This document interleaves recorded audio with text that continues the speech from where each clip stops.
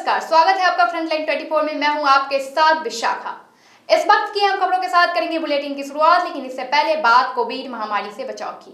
Corona महामारी के खिलाफ पूरा देश एकजुट होकर लड़ रहा है। आप भी हमारे साथ सुरक्षा बचाव के इत्यादि उपायों का संकल्प लें। अपना मास्क अच्छी तरह से पहने, 2 गज की दूरी का पालन करें, सुरक्षित दूरी बनाए रखें, साथ ही अपने हाथों को बार बार। खबरों पर डालेंगे विस्तार से नजर, लेकिन इससे पहले हेडलाइंस पर एक नजर। विधान परिषद के शिक्षक एवं स्नातक निर्वाचन क्षेत्र की मतगणना शुरू। सुबह 8 बजे से मतगणना आर्यभट्ट ज्ञान विश्वविद्यालय मीठापुर में चालू। मुख्यमंत्री नीतीश कुमार आज सभी नवनिर्वाचित विधायकों से मिलेंगे, होगा सरकार पर मंथन। कांग्रेस हार के लिए आत्मचिंतन करे, कांग्रेस के कारण नहीं बनी महागठबंधन की सरकार, तारिक अनवर। कांग्रेस 70 सीटों को संभाल नहीं पाई, दीपंकर भट्टाचार्य। अब खबरें विस्तार से। निर्वाचित पदाधिकारी सह प्रमंडलीय आयुक्त संजय कुमार अग्रवाल ने कहा कि बिहार विधान परिषद चुनाव 2020 के तहत पटना शिक्षक एवं पटना स्नातक निर्वाचन क्षेत्र के मतगणना कार्य सुबह 8 बजे से आर्यभट्ट ज्ञान विश्वविद्यालय मीठापुर में शुरू हो गई है।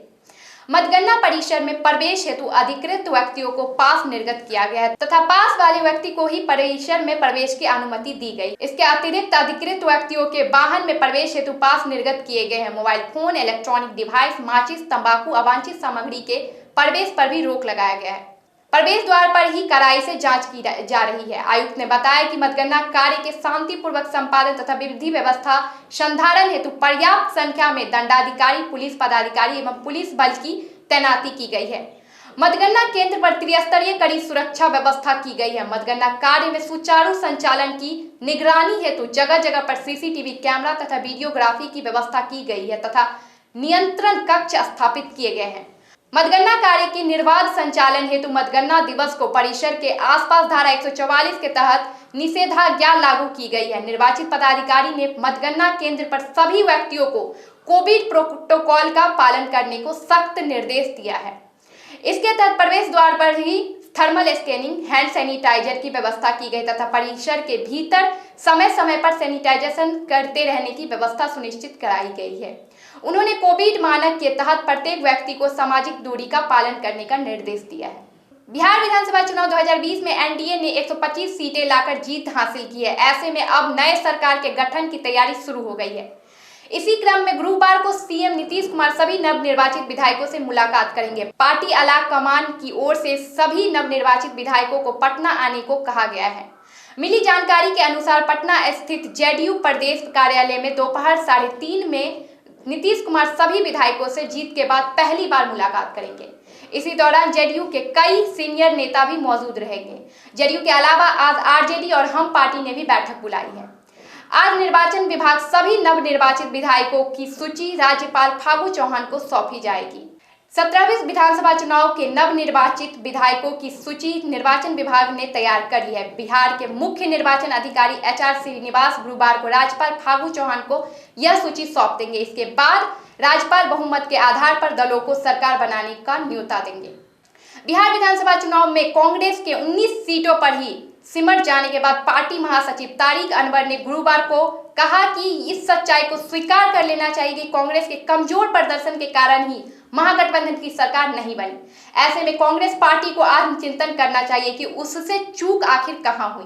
तारिक अनवर ने नीतीश कुमार पर तंज कसा और कहा कि आखिर बकरे की मां कब तक खैर मनाएगी। उन्होंने यह भी कहा कि एआईएमआईएम का प्रवेश शुभ संकेत नहीं है। असदुद्दीन ओवैसी की पार्टी ने सीमांचल क्षेत्र की 5 सीटें जीती है। कटिहार से कई बार लोकसभा सदस्य रह चुके अनवर ने ट्वीट किया, भले ही भाजपा गठबंधन येनकेन प्रकायन चुनाव जीत गया, मगर सही में देखा जाता है तो बिहार चुनाव हार गया है। इस बार बिहार परिवर्तन चाहता था, 15 वर्षों की निकम्मी सरकार से छुटकारा और बदहाली से निजात चाहता था। पूर्व केंद्रीय मंत्री ने इस बात पर जोर दिया, हमें सच को स्वीकार करना चाहिए। कांग्रेस के कमजोर प्रदर्शन के कारण महागठबंधन की सरकार नहीं बन पाई। कांग्रेस को इस बात पर आत्मचिंतन करना चाहिए, आखिर चूक कहां से। भाकपा माले के महासचिव दीपंकर भट्टाचार्य ने आज सुबह यह बात साफ किया कि कांग्रेस 70 सीटों को संभाल नहीं पाई, जिसके कारण महागठबंधन की सरकार नहीं बन पाई।